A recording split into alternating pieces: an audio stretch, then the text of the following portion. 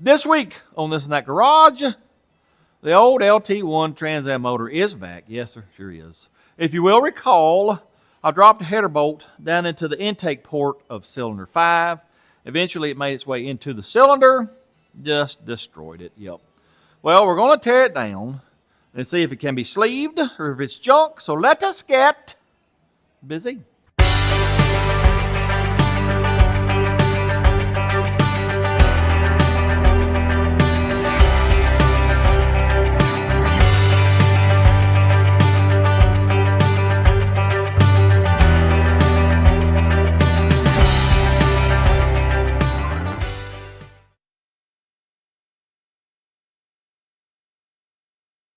Let's pull this here out of the way. You get over here, Mr. Coil.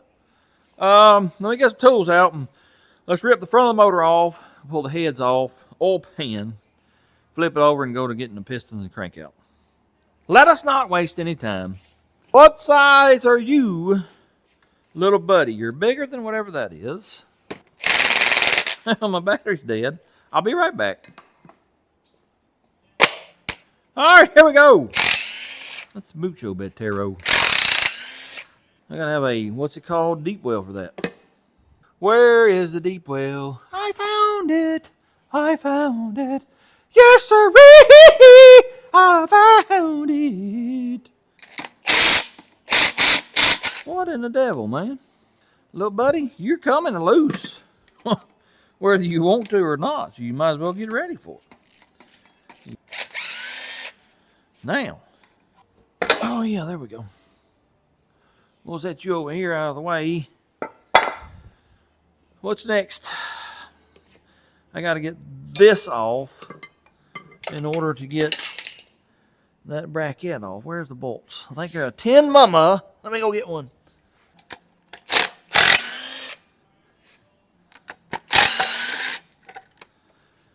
Let's go ahead and get this off. I'm dreading it because if y'all will recall, I had to whoop it to get it on there, but maybe it'll come off easy.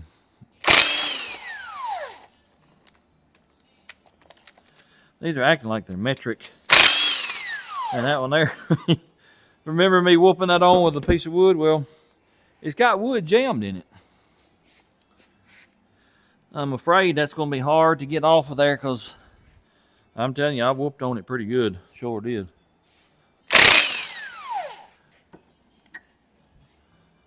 I done forgot what it takes to get this, pull this.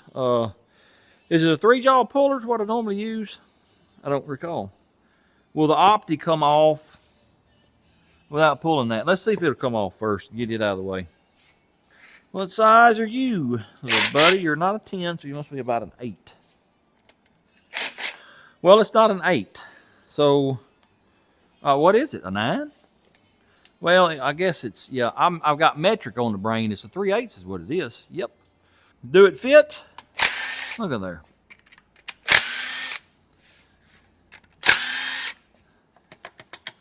Will this come off without taking that hub off? Incorrect. All right, well, all right, I got my regular old crank hub puller. Seems like I used to have to go through a big rigmarole to get these off of here, but this, I think, is going to work. These are metric bolts, I think, and they're too big, whatever size they are, to go through these slots. So you just have to use a smaller bolt, put a nut on the back side. It should pull it off. Hopefully, anyway. Will it or won't it?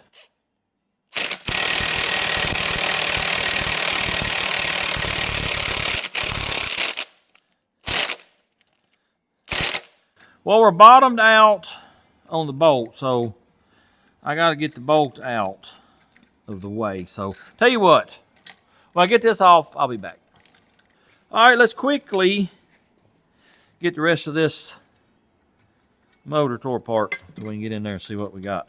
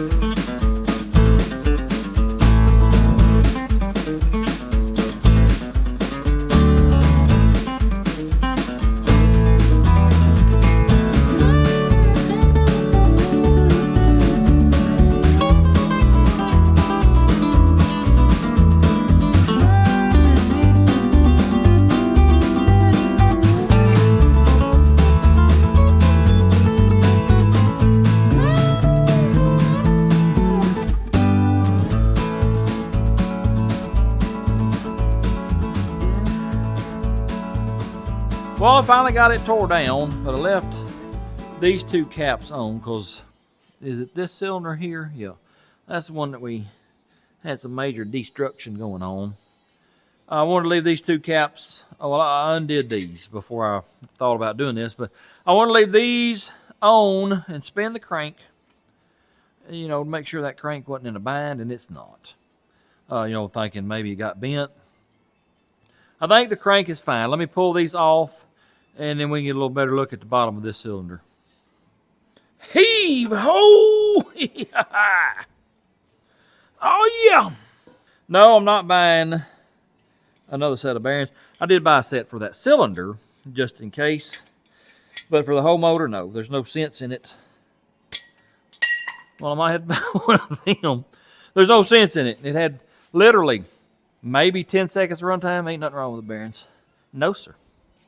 Well, here's the deal. Let me get a flashlight and show you. It is split, cracked, all the way down to the bottom. I don't know if the camera will pick this up or not.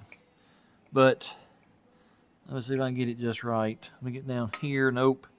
Well, maybe right there. I'll zoom in on what I'm talking about, but she's cracked all the way to the bottom. Let me flip it over, and I don't think it's cracked, like in this area. If it ain't, then yeah, I think we're good. Here is the cylinder in question. Once again, y'all probably won't be able to see it with this camera, but trying to find that crack. It's right here. I don't see any evidence of it cracking across this bottom. So you know what we're going to do? Well, we should magnaflux it, but I'm not going to. No, sir. I've already got the parts bought. I got a cylinder or a sleeve coming, new bearing, piston rings, and yes, we did bend the rod. Let me go show you that real quick. She's bent pretty good. I was, afraid I might not be able to tell if it was bent. Oh, no, sir. There's no question at all that she's bent. Let me show you. Yeah. Crookeder than a dog's hind leg. Sure enough is. Look at her this way. Yep, so that rod is junk. That piston is junk. There's where the bolt was. It hit it here and hit it here and over in here. And then it busted a piece off the edge here. Yep. I bought new rings too because I figure I'll either break them getting them off or they may be broke already. Yeah, that whole assembly there is junk. We'll hang it up on the wall as a reminder of how doomless I am. I will put it over there somewhere. Here's the deal though with that rod. I can't get just one single rod in a timely manner. I talked to Scat, it's a Scat rod, and they said 2 to 3 weeks at least before I could get it. Well, here's the deal with that. I have a plan for this car. I wasn't going to tell y'all till, on into the video, but we're taking a trip in that car as soon as I get the motor back in it.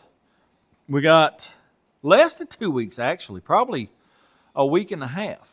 Yes, I know I'm putting myself in a time crunch to get it done, but I think we can do it. I'll just tell you about the trip real quick, and then I'll tell you what I'm doing about the rod situation. I got a niece that lives in Arkansas. I don't remember the town, but according to Google, it's like a 7-hour drive. Well, her and her husband have built or are building a small campground there, and they're having a 2-day concert, I'm assuming to promote the campground. Well, she wants some of the family to come down there. So me and a few others are headed down that way. And I want to take the car. So that's the plan. Leave probably Thursday. Today's Monday. So yeah, that gives us a week and a half to get this motor fixed, built, put in the car, and maybe test drive it 50 miles. I don't know. Anyway, now what I'm going to do about the rod situation is, like I said, you can buy a single rod, but it's going to be weeks before I can get it. So I went ahead and bought a whole new set of rods. Not cheap, no sir, but I just got paid with the Patreon stuff. So all you Patreon members, y'all are coming through, you're buying a set of rods for this motor. That's awesome. And what we'll do, I'll just use one rod out of that whole set, and then I'll go ahead and buy the single. When I get it, we'll put it and make a full set out of the new ones. And because I've got a motor built in my mind that we're going to do eventually that's going to be a pretty good screamer. I want a good set of rods in it, so we'll use them then. So that is the plan. Tomorrow, we'll start our machine work. I'm pretty sure we can get the sleeve in it tomorrow because it's only one cylinder. We'll go into all the mathematics of what I got to bore and all that tomorrow. But yeah, I believe we can do it. Yes, sir. Anyways, going in the house. See y'all tomorrow. Today's the next day. Actually, it's 2 days later. And I don't know if you can see or not. She's nighttime. Yep. I've spent most of the day in my truck running to and fro here and yon, trying to get everything together to get this motor put together. Hopefully tomorrow, for sure the next day. Well, let me turn the camera around and I'll just show you what I got. Brand new set of rods are here. These are, I'm sure, rings and bearings. And this is the sleeve. The piston shipped from the manufacturer. I think I should get it tomorrow because I paid for a second day air. Then what else did I do? Run around town trying to get a new CO2 bottle for the welder because we were out of gas. Air gas, well, they were out of CO2 yesterday. Air gas, that's insane. So today I went to a different place that would fill that tank up. Well, they wouldn't because the tank was out of date. You have to have them tested every so often. So I called up Air Gas. Y'all got any CO2 today? Yep, but it's on the truck. You'll have to wait. So waited about 30 minutes for them to unload the truck. I'll explain why we need that CO2 in a minute. Then I traveled about an hour and a half to Franklin, Kentucky to buy this set of heads right here. And let me jog your memory why we need another head. Well, it's because of this area here where the header bolt was here, piston went wham, busted the cylinder, bent the rod. This head is probably okay. I measured these indentions. The deepest one is like 92 thousandths. Well, this deck surface is 450, which means it's still right at 3/8 thick where this indention is. But running 8-9 pounds boost, possibly more in the future, I don't want to run that head. I'm going to keep the head. We're going to put it with one of these and set them to the side, and if we build another LT1, well, we got some heads. One of these is going to go back on that motor. We've got to lap the valves, and you can see they're pretty nasty. Either they didn't change Earl, or they used some really crappy Earl. Anyway, we got to change, or lap the valves in, put new valve seals on. I don't have the valve seals. AutoZone has them. I'll go pick them up tomorrow. And I've spent the last little bit getting the boring bar set up on the block. Well, you know, the cylinder's cracked. So it's going to be hard to locate that center. Well, up here at the very top of the cylinder, there's no cracks. So you can see my little locating feet. That's where I got her located. This is ready to bore. What I'm going to do next is tape all this up. Tape all this up. Probably stuff some rags up in the cam tunnel because I don't want these little shavings in this motor because I'm not pulling freeze plugs out. We're going to try to keep the little chips from getting all in the motor. Probably not going to do that tonight. I think what I'm going to do tonight, I may lap the valves in, and I'm definitely going to start cleaning up parts because when I turned this motor over the other night, you know, to get the crank and rods and all out, well, I heard little pieces of metal fall out from this cylinder. It didn't run long enough for that to get through the motor, but I still want every internal part of this motor cleaned. So I would like to get that done tonight too. I'm not sure, well, I'm not going to show any of the cleaning because that's pretty boring. I might show y'all 1 or 2 valves lapping, which y'all have seen that before. But I'm probably just going to turn the camera off and get busy and get the preliminary stuff done tonight. And then tomorrow, we will get that sleeve in there and at least start putting the motor back together. Well, I decided to go and clean things firstly. There's the crank, there's the cam. Earl pan is right here. And I don't know how well it'll pick up on camera, but see all the shiny, glittery little bits and pieces? That's metal flake. No longer than this thing ran, they put that much metal flake into the oil pan. That is why we're cleaning everything up. I don't know if it came from the piston scrubbing those cracked areas? Probably. But anyway, let me get that oil pan cleaned up. And I don't know, there's a few other things over there we'll clean up. That head, we'll just spray it down real quick. Then I reckon we'll get over here and go to doing the head, lapping the valves in and stuff like that. Well, I just spent a couple hours, but everything is clean with the exception of the piston and rod assembly. I think what I'll do is right before we put them in, I'll hit them with some card cleaner, spray them off with air, and then earl them up, put them in the motor. But yeah, I got intake, good head, valve covers, push rods, what are they called? Head bolts, earl pan. Well, look at here. Let me just, I don't know if you can see it or not. If I get it in the light just right, I can't really tell, but there's lots and lots of glitter right in here. That's where I washed the earl pan out with card cleaner after I had wiped it out. Yep. All kinds of little bitty specks of metal. That's why we're cleaning it. Anyway, this is, what is that? Time and chain stuff. Like I said, crank and cam, water pump. Main cap bolts, or main caps. What I'm doing now, I'm fixing to pull these valve springs off, and I think I'm going to call it a day. Here's something that I just realized. Well, two things. Number one, I don't have a stud sticking up here anymore, so I can't use my valve spring compressor to get these loose. I don't know if I got one that'll clamp this way or not. I did have, it seemed like it broke. If so, I'll have to buy one. Two, remember the little insert set we made? Well, these are Loctite, and I guarantee you I can't get them out. I might try, but I guarantee I can't. If not, then I'm going to have to make some. That's time consuming. Trust me, it is. Hopefully they'll come out. Matter of fact, I may try one here in just a minute. Heat it up, then run a bolt. Was it a 10 millimeter, 8 millimeter? I forgot. And lock nut, and maybe they'll turn loose. I don't know. We'll see. Let me get these valve springs off firstly. This is the best little invention right here. This doodad right here, it sure is. It just makes it so much easier. All you do is chompa, and then I got to peck on that valve. There we go, there's the keepers. Let me get my little magnet. Well, I've lost my small one. I had it over there pulling the lifters out. I don't know where it's at. Anyway, let's get this little feller out of the way, say bye-bye. We'll leave the valve in for now. Let me get this next one out.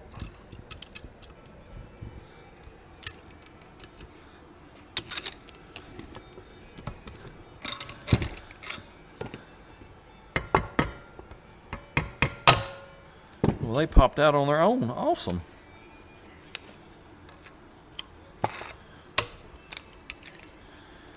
All right, let me get the rest of these spring-a-langas off, and then let's see if we can get one of them inserts out just as a trial run. Got all the springs off the other one. Let's just try this first one here. See if it'll come loose. I'm gonna heat it up to, you know, melt the thread locker that we put on it. Then I got a bolt here with a jam nut. We'll run the bolt down in there and then run a jam nut down in there, and then hopefully back it out. Don't know if it's going to work, but we're going to give her the old try.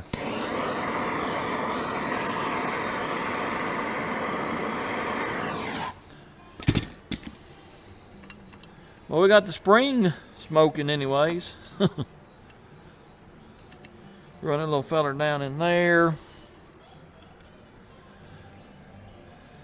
Well, that won't fit. Well, I don't understand, because that's what size it is. Well, if this ain't something to tell the captain, I know that's what size it is. Watch.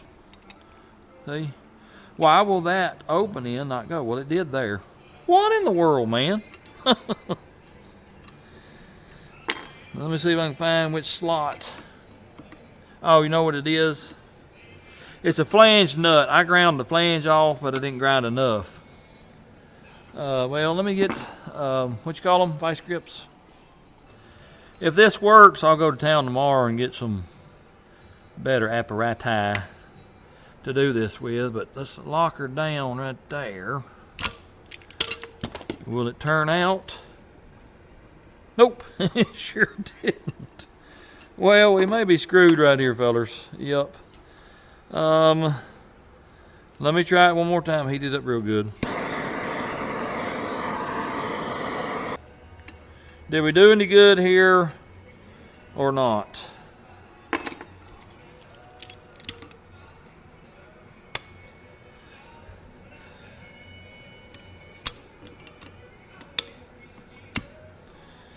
I'm gonna really jam on it. Now, did we do any good or not? No, sir. Just the bolt is backing out of both pieces. Nope. Well, it's looking like I'm gonna have to make some inserts. Yep.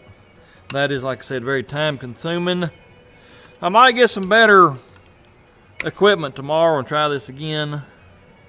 But yeah, I'll keep fiddling with it and I'll see y'all tomorrow. Wait a minute, wait a minute, wait a minute. Look at here, fellers. I got one out anyway. Is that hot? Probably. Look at there. Got one of them. I think that might work. So let me tomorrow go to town. I'll get a better bolt and better nut. And hopefully we'll get all them off. See y'all tomorrow. Well, it's been approximately 2 months, 2.5 months since we worked on this old motor. As you can see, I got all the parts shoved over in the corner. Well, this is the week we got all the snow and ice. You can see some of it in here. Well, let's just go outside and look at it real quickly. Yep, still got the white stuff here. This is day 5 or 6, which is about 34, 35 degrees. So it's melting some of it. All the roads are clear pretty much, but I'm still waiting on partages for the C10. If you will recall last week, I was waiting on parts. So I figured let's just go ahead and at least try to get this thing sleeved, get the sleeve board, and get the motor put together. Hopefully we can do that this week. That's the plan anyways. But before we start on that, let's go back out here. Let me show you what I got going on. I had to watch the first part of this video because I got like, I don't know, 10 or 15 minutes done. Like I said, it's been 2 or 3 months and I forgot where I left y'all off at. But what we're going to do right now, hopefully, figure out why this generator ain't generating anymore. I let somebody borrow it and they were running, I think, 3 little heaters. There's ice falling out of the tree. Anyway, they were running 3 little heaters, about 1,500 watts a piece. This thing is rated at 5,800 peak, 5,100, constant. And they used it all night, ran out of gas, filled it up gas, fired it back up. It wasn't generating. I'm sort of afraid that they may have fired it up with the stuff plugged in, and you don't do that, it'll burn it up. Just too much surge all at once from, 3 1,500 watt heaters. Well, also, I forgot to tell them, I had to clean the carb in this last week. It was nasty. Well, it was still, the needle wouldn't hold. I forgot to tell them, if you turn it off, turn the gas off. Well, they didn't, and it filled it completely full of gas. I had to change the oil. It was actually locked up. I had to pull the plug out and turn it over and, shoot the gas out. Anyway, I got it running again and was testing it a little bit yesterday and getting nothing. It could be several different things. You got 2 little circuit breakers here. It could be them. That's bad. I don't think it is an inverter. I'm pretty sure it's going to have a voltage regulator. The voltage regulator could be burned up. Could be brushes. Or it could be that they just burnt, the wires up. I'm hoping it's not that one, but it could be. So let's pull this end off and go to testing stuff and just see what we can figure out. Let's take this end off here and go to testing things. Well, what's going on? Well, there's a nut on the back side. Let me get a wrench for that. Had to be careful because it's just, pretty slick right here where I'm working. I don't want to break a hip. I fell twice. Day before yesterday, going to the Fiery Dragon. Oh man, it hurt. I'm telling you, it jarred everything in me.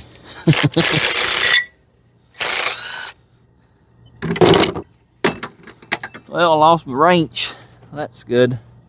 Yep. Well, it's lost forever because I don't see it anywhere.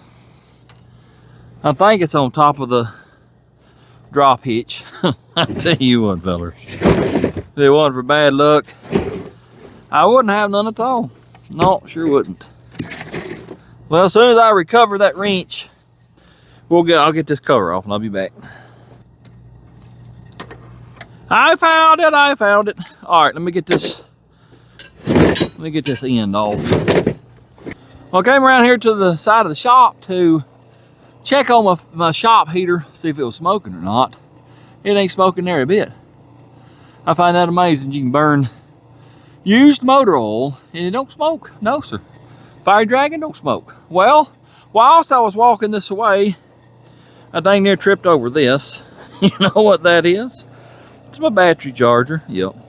I had to jump that feller, or charge the battery up a few days ago to get it ready, you know, for this mess here.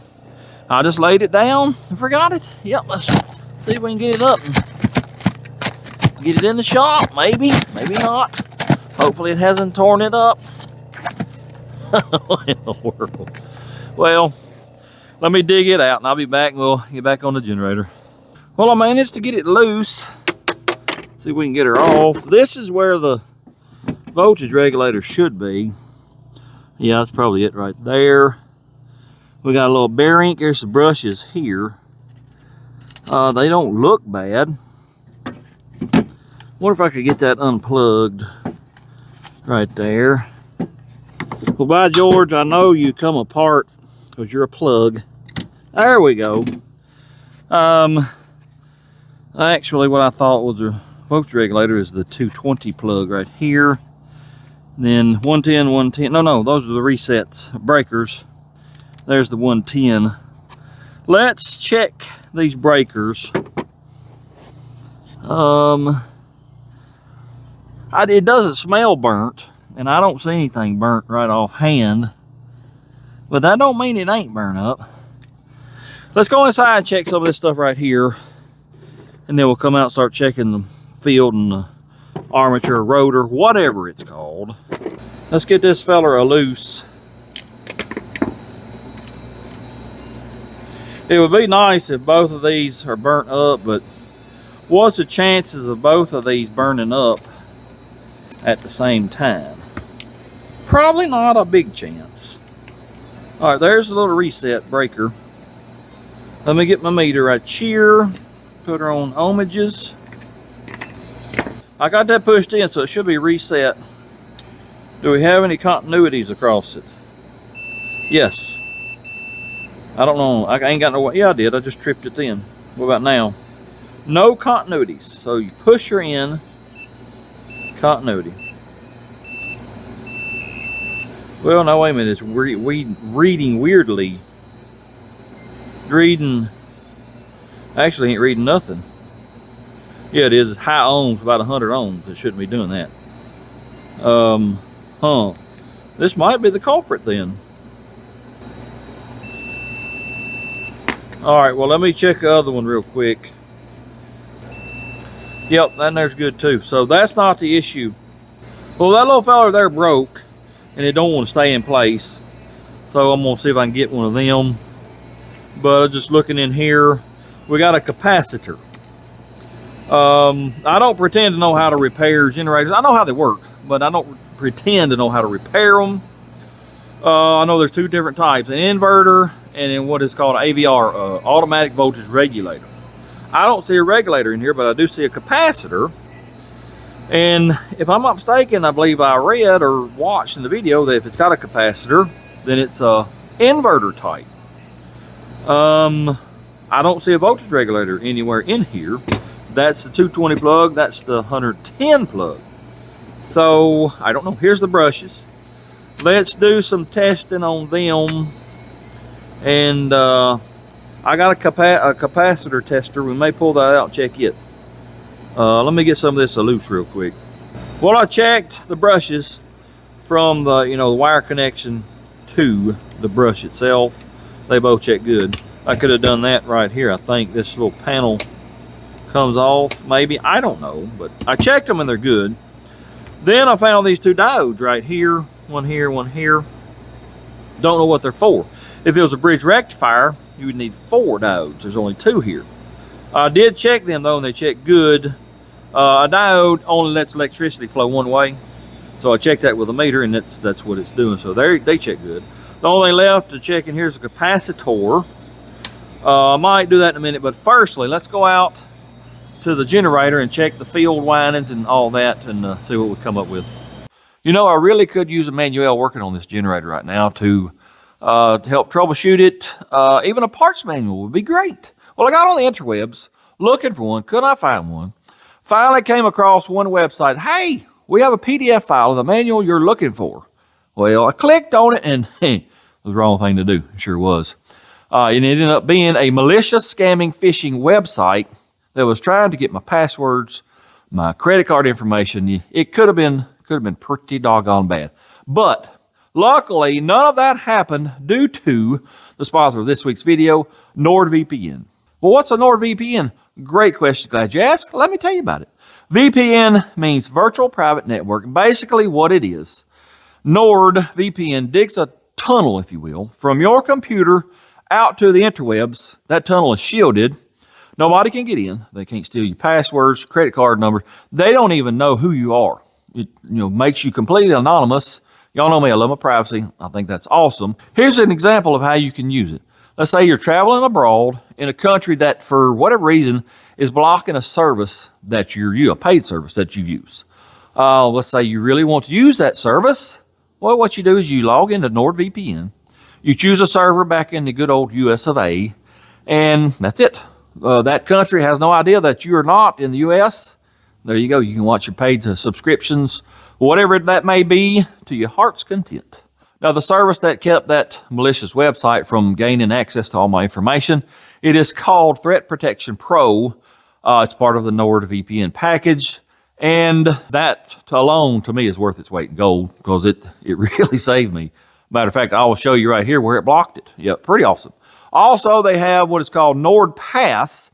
That is basically a place to store your passwords. And, well, y'all know, my memory's terrible. There's no way I'm going to remember 100 passwords. There's no way I'm going to remember credit card numbers. I put it in NordPass. It's encrypted, secure. Ain't nobody going to steal it. That is awesome. If you're interested in trying NordVPN out, well, go to the description box below. Click that link. Enter code TNT Garage. You'll get 4 free months. They have a 30-day money-back guarantee and 24/7 technical support. Y'all go check them out. Appreciate it, NordVPN, for sponsoring this week's video. Let's see if we can figure out what's going on with this generator. Well, as you can see, it is nighttime now. Yep, sure is. I've spent way too much time today on this stupid generator. Just got back from the older feller's house that, remember, we got lockjaw from him, and Jolly Green and a few others. He turned 95 this month, I believe. Still sharp as a tack. That capacitor that was in the end cap of this generator, I got a tester for capacitors, but I forgot how to use it. So called him up. I said, you're going to have to give me a course in it again. When I get in the house, I'm going to write all the stuff down so I don't have to bother him again. Anyway, went over there. We checked the capacitor. It's good. And I talked to electricity and generators and whatnot for, I don't know, a pretty good while. He's sharp as a tack. If I even live close to be 95, I hope I still got my right mind. But anyway, he told me, go home and check your rotor, the slip rings, and then check all the other wires. And if they all check to something but not to ground, then most likely that's not what it is. Well, let me turn the camera around. I'll show you what it is. Well, I checked all the prongs on this plug here. These are for the outside part. That is the stator. This is a rotating field. Anyway, I checked all them, and he said, well, if you don't have a diagram, just start here, check to each one, make sure they all check to another one, make sure they don't check the ground. Well, they all checked out. Then you got your slip ring here. This is for your field. It's a rotating field. This is your rotor, and this is called your stator on the outside. He said, check them. This should check continuity. Well, I put my Metri on there, and guess what? It's open. It's not checking. So the rotor, the fields are burned up. I'm pretty much done with it, but we might one day, I'm going to put the end cap back on it. We might pull that rotor out and we might see a little burnt wire somewhere. I have fixed, what was it? The motor on the big drill press over at Mama's. When Daddy first started putting that together, the motor he wanted to use wouldn't run. I said, well, let me take it apart and look at it. And sure enough, it was a little bitty wire, broke.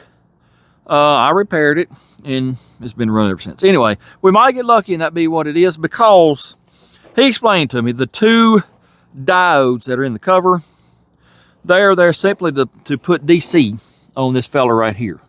Make a DC magnetic field as it turns. That's what makes your AC current and all that. I do find it odd that there's not much current that goes through here, or supposed to not be anyway. But anyway, that's burn up. That's the issue. Maybe we can fix it, maybe we can't. I don't know, but for now, fooey on that. I'm going in the house. It's too late to start fooling with this motor today. So tomorrow, what we'll do is we'll get out here. Oh, it's nice and warm in here. It is, if that's right, it's showing 74 degrees. That's awesome. I figured that heater out, by the way. I did some adjusting on it, and she puts out some heat now. Uses a lot more oil too. But anyway, tomorrow we'll get out here on this motor right here. I would like to get it done, get it put together this week. So we'll see what all we get done. But anyways, I'll see y'all tomorrow. Well, I reckon today's the day that we're going to start boring the old block. Here's the sleeve. I've already measured it. If you will recall, last time on Dude's motor, you got to measure top, middle, bottom, turn it 180, measure top, middle, bottom, and average all that together. I've already done that. Here's what we got to bore it to. This is with 2/1000 press fit. We got to go to 4.188 Juan. We got a Juan on the end. I'm fixing to put this outside in the snow and ice, let it shrink. Let's get over and start boring that motor. I got her all set up. It's centered on the bore. I've run this down, and I think we're gonna make a real light cut this first time. We'll just have to see how it does. If you're wondering why I got this, well, this thing's got, you know, new cam bearings in it. And what's behind or above the cam bearings? Oil galleys. I don't want that metal shavings getting in there, so I'm trying to cover up all the holes that I can. Hopefully we will succeed in doing that. Anyways, let's flip a switch, see what we got. Let's run her down till it almost touches about right there. Fire and hold. Put it in automatic. Sit and wait. Oh yeah, we're cutting a little bit on this pass. Can y'all hear it going? We're at 4.040. I think these were bored 40 over. If they are, then we got to take this out 144.1 thousandths. That's quite a bit.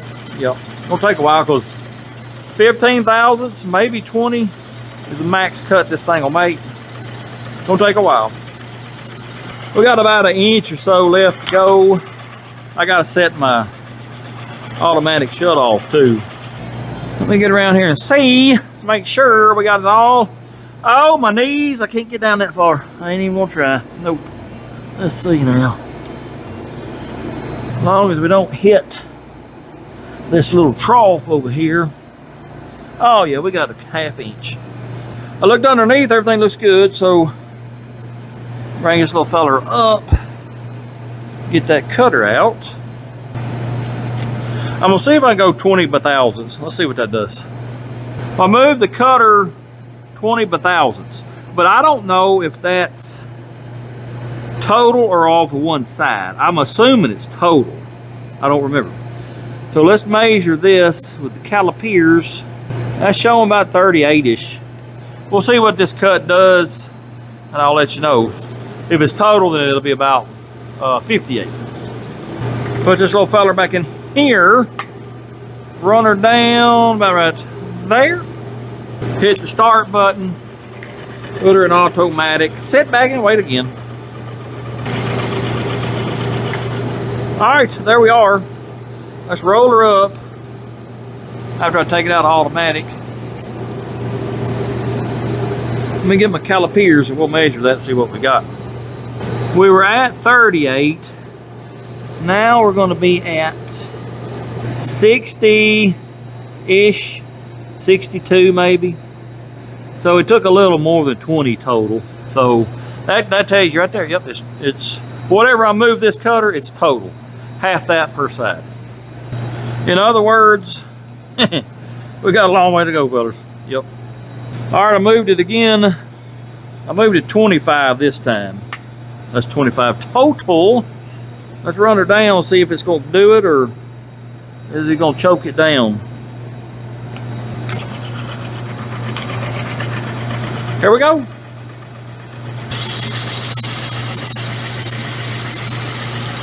Well, it looks like it's going to cut it. I may jump it up to 30,000 next time. I'm just trying to, speed this up because at 25,000, we've got 2550, 75, 100, 6-8 passes still left. It's gonna be a while. Anyway, I may try 30 next time. I'll be back in a little while and let y'all know how it's going. Well, here's the deal, fellas. I turned this on, let it go, walked over yonder to get my dial bore indicator set at 4.1881. Well, I heard it quit cutting, and I thought I heard this little fella go click. And it probably sat here 2 or 3 minutes. Come back over here, and this thing is making a weird noise. Well, I looked here, and this was not off. No, sir. The motor is quite warm. It got about that far from the bottom and stopped. And I'm still taking on 25,000's cut. But evidently, it didn't like something. It's bound up, and she stopped. I hope we ain't burnt that motor up. I'm hoping it has got a thermal overload of some kind. Anyway, let me get the cutter up, see if that motor come on. If it ain't, then, well, we're done. I told myself that don't walk off and leave this thing. Well, I did, and see what happened. Cutter ain't broke. Let's see if it's gonna come on or not. Thank you, Jesus. Awesome. I guess that is thermally protected.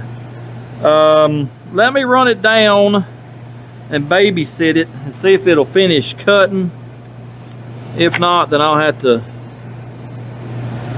back that cutter off a little bit. Let's just see what happens real quick. About right there. Fire in the hole, put her in automatic, and get ready to cut it off.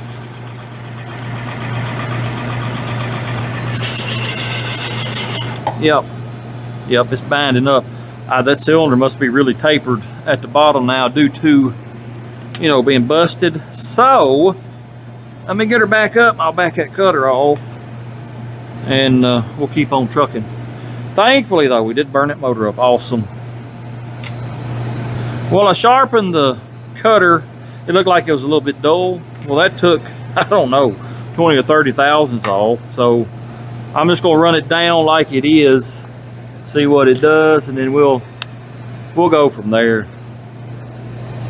Turn it on, automatic.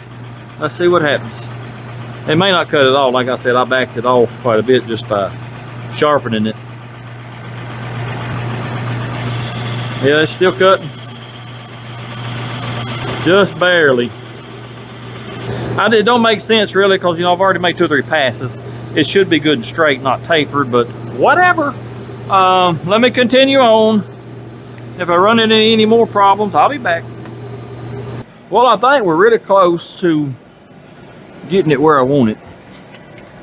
Let me see what the dial bore gauge indicator tells us. It's kind of hard to read this thing because I got these main studs. I tried getting them out of the way. They're Loctited, and they ain't coming loose. But we got, what does this say right here? Maybe a 1/2 thousandth at the top. What about the middle? Same. Bottom, same. Let me turn it 90 degrees. Check it that away. What we got, buddy? What do we have? 1/2. Middle, it's about 1. It's bulged that way a little bit. Bottom, 1/2. Yeah, let me take another 1/2 thousandth off. Actually, what I'm gonna do, make a cleanup pass. I'm not gonna touch the cutter. We'll just run it down through there again. Hopefully it'll take off, another 1/2. Fire in the hole. Automatic, engaged. Well, it's not cutting, so I'm gonna have to run it out. Yep, sure am.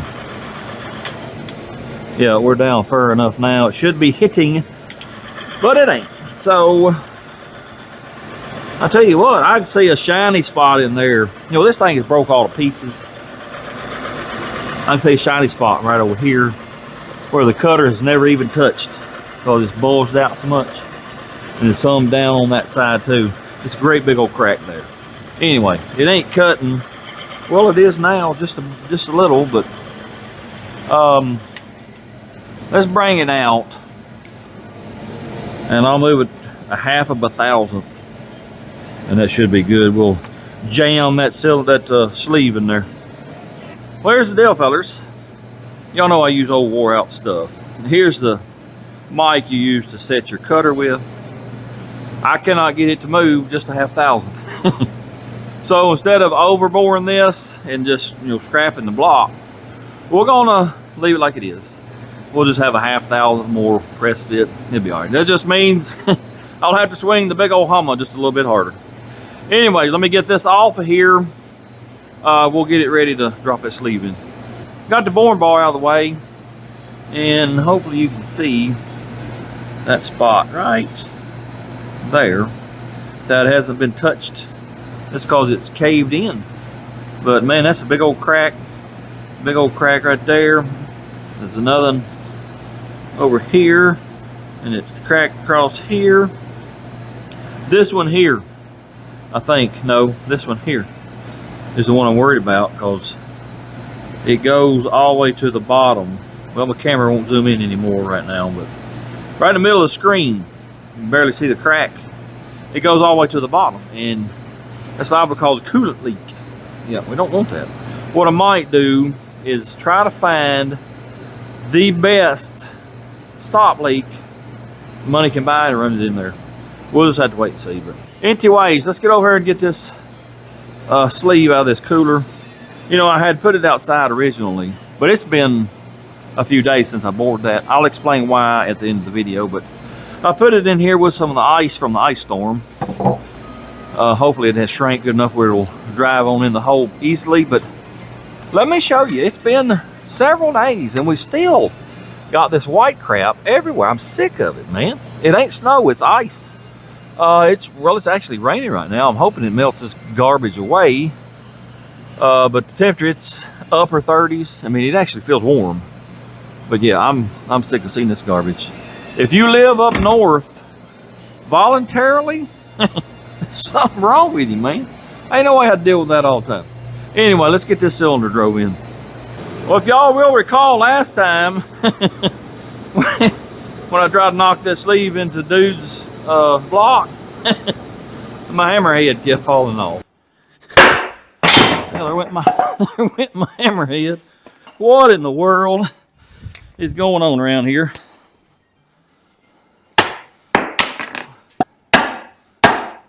Well, we ain't using that hammer this time. I'm going straight for the big boy. Yep. This sleeve, it don't even feel even cool. So it probably ain't shrunk at all. We're gonna drive her on in anyways. Yep. Y'all ready? Here we go. Whoop it with a Hummer.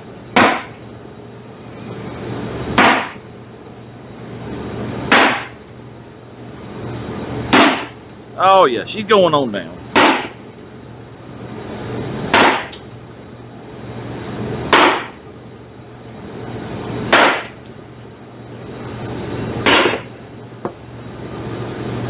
Ooh, I think I hit bottom right there. Sure did. Got the boring bar set up. I made one pass just, you know, to get a reference, you know, where my cutter is. Then I set my dial bore gauge to 4 inches and 30 by thousandths because that's what those pistons are, 4.030. I think I told y'all they were 40 over. No, sir, I was wrong. They're 30 over. But the piston, you know, is always smaller than that because you got to have clearance. And if you will recall, I told y'all that he didn't do this right. I'm really hoping that it's not going to mess us up, but it was supposed to have like 6 to 8 thousandths clearance, which is a lot.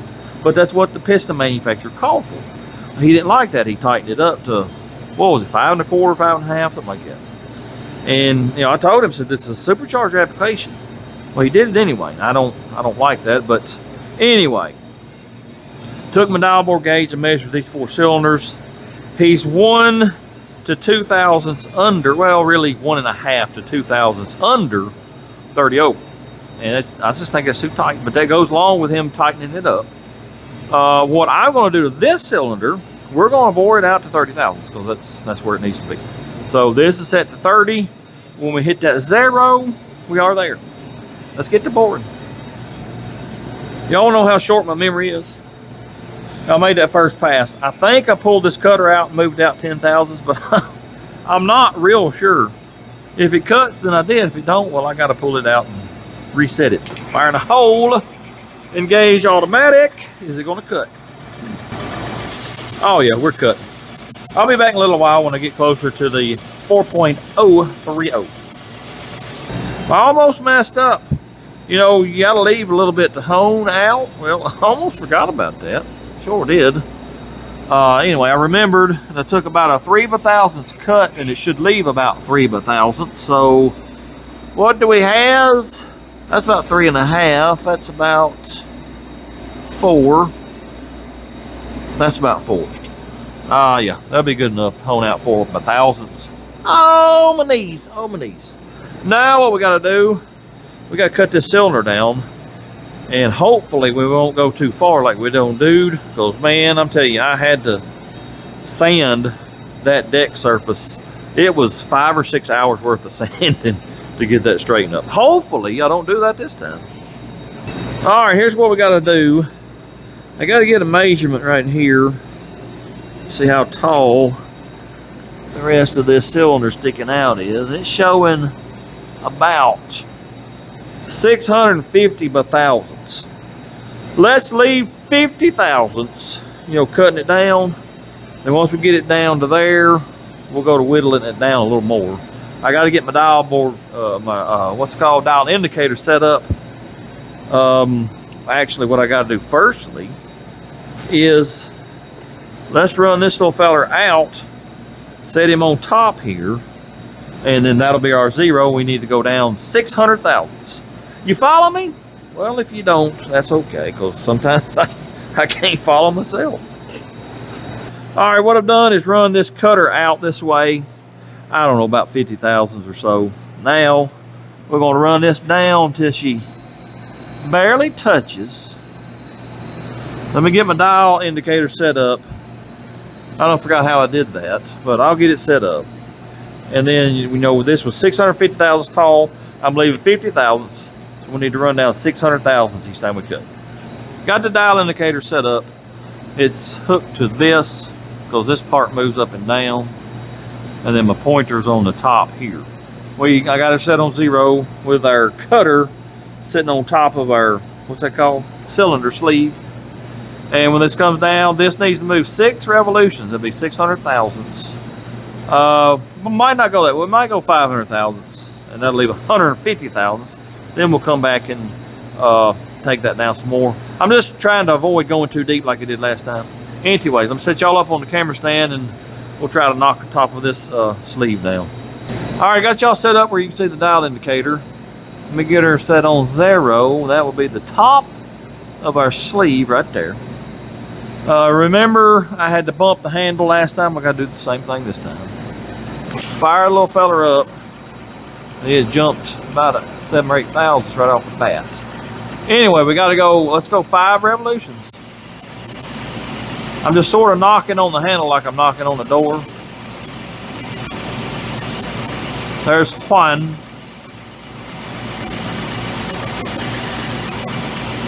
There's 2. There's 3. There's 4. 1 more. I'm taking about 10 thousandths, by the way. There is 5. That should leave us about 150 thousandths to cut off. Got to bump her down till we get to 0. Right, almost there. Turn it on. Then go to knocking on the door. Knock, knock, knock, knock, knock, knock, knock. There's a one. Taking 15 thousands this time. Each knock is about 3 or 4 thousands, if you wanted to know. Coming up on, there's 5. All right, bring that little feller up. Shut her down, move the cutter. I got to do that about 7,000 more times. I'll be back in a little while. Well, it's possible this is our last pass. Let me get her on down here close to 0. Fire in the hole. Go to knocking on the door. There's 100. Oh yeah, it's flying off. There's 200. 300. 400. And 500. All right, let's see what we got.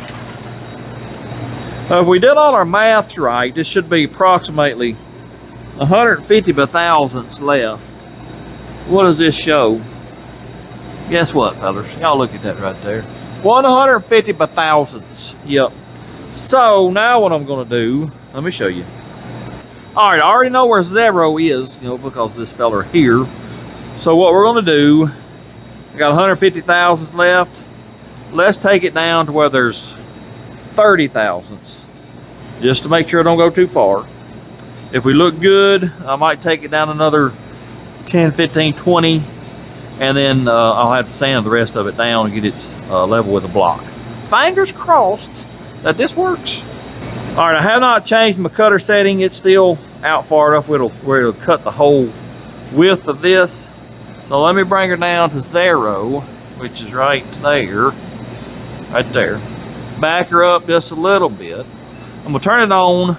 I'm gonna see if I can cut this whole width without having to move the cutter back. Let's see what happens.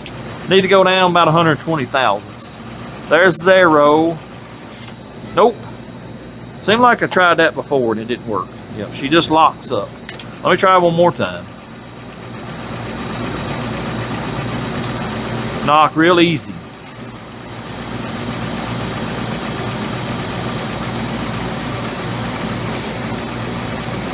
There's 10, 15, 20, 25, 95, 100. Need to go about, let's go 20 more. There's 5, 10, 15.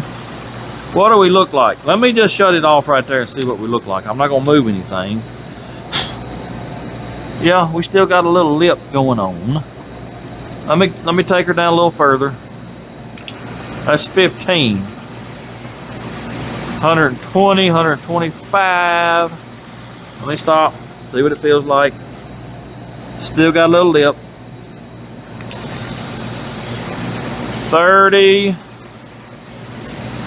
35. Still got a little lip. That's 15,000 should be. Let me get my caliper. I'll measure, tell you what it is. According to the calipers, this is approximately 15 thousandths. Y'all look at there. Tell you what, let's take it down another 5. Since we know we're this accurate now, take it down another 5 or so. Fingers crossed that I don't go too far though.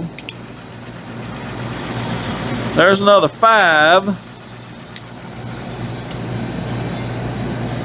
Still got a lip. Go down a little more.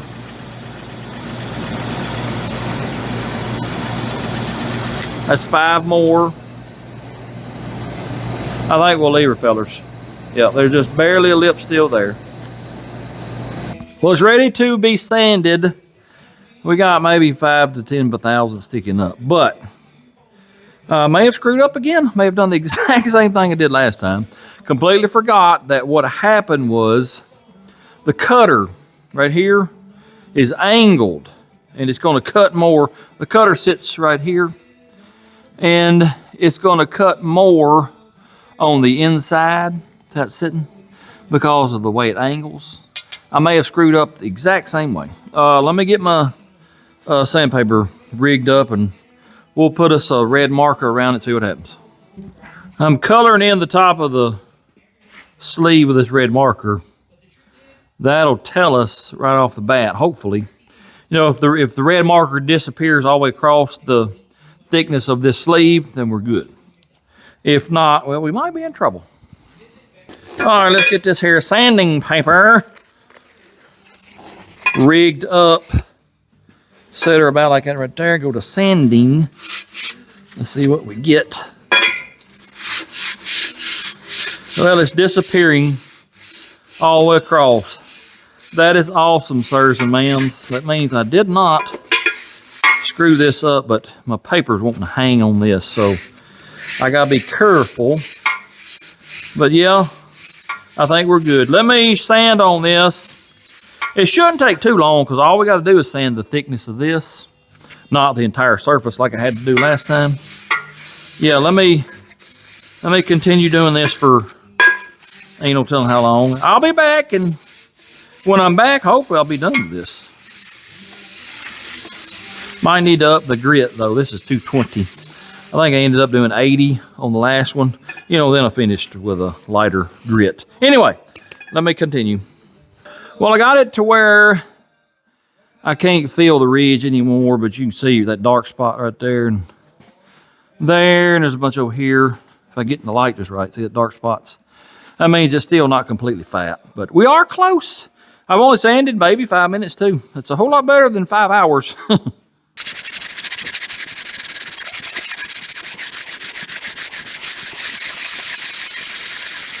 By George, I think we got it. There's a dark spot here and one here, but you can't feel it. And I don't want to keep sanding just right here because we're liable to valley that out. I have tried to feather it out a little bit, but I think we'll be okay. Yep. I need to chamfer this edge just a little bit because that's pretty sharp. But other than that, I believe we have successfully sleeved our second block. Well, you might be thinking to yourself, why does he think that's done when he didn't home that cylinder? I don't think it's done, and we haven't homed the cylinder. And here's why. Let me explain. Well, I needed a video. We was waiting on parts for that truck back there. I needed a video for this week. I was like, well, let's go ahead and get that sleeve done. But that Trans Am is what I would call a springtime vehicle, if you will. And by that I mean it's got T-tops. You take a T-tops out and drive it around in the spring and early summer. Well, that's what I want to do when we get it done. And you can't do that in January, February, 20 degrees and, 3 inches of ice everywhere. No. So we're going to wait till, I don't know, May, June, somewhere in there to finish that car. Remember a few minutes ago I told you it had been a few days from the time we bored that block. And then today when we drove the sleeve in the cylinder and then bored it. Here's why. My knees, they're gone. They're shot. As the kids would say, my knees have left the chat. Yep, sure have. If I can get 4 hours a day right now out here in the shop, I'm doing pretty good. And after that, I just have to sit down. It just hurts too bad. The medicine I was on, diclofenac, does not help at all now. I've started taking ibuprofen and Tylenol. When I get up in the morning, it knocks the edge off, but that's about all it does. By the way, I know this makes some people mad when I talk about my knees. If you don't want to hear about it, we'll hit that little X up there in the top and you're done.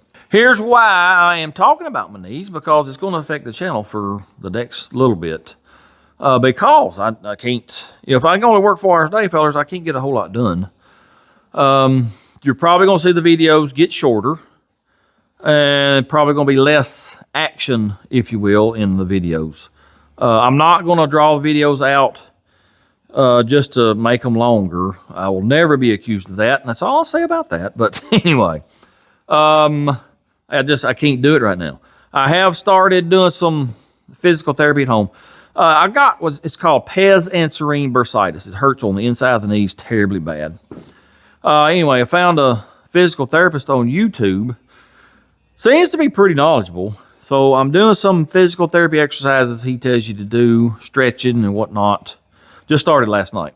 So hopefully within the next week or two, maybe my knees will get a little better and start getting out here more than 4 or 5 hours a day.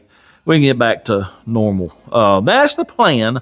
But just be expecting if the videos are 45 minutes long instead of an hour and 15, well, you know why. Like I said earlier, the parts for this truck Finally came in this week, so we'll be back on it next week, probably the next 2 or 3 weeks.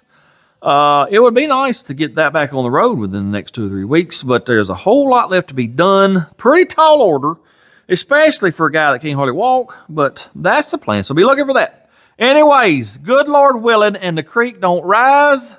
See y'all on the next one.